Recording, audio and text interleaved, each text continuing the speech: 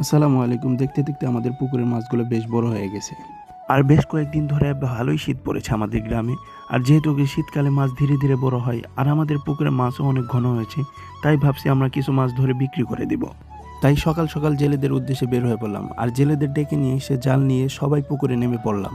এরপর পুকুরের চারদিকে আমরা জাল দিয়ে ঘিরে ফেললাম আর আলহামদুলিল্লাহ আমাদের পুকুরে এবার মাছ বেশি হওয়া এবং ঘন হওয়াতে মাছগুলো শরীরের সাথে বারবার ধাক্কা লাগছিল। আর এটা যে কত আনন্দদায়ক বলে বোঝানো যাবে না। আর জালটা যখন একত্রিত করা হলো তখন দেখলাম বড় মাছের সাথে কিছু ছোট মাছও আর জালে আটকা পড়েছে।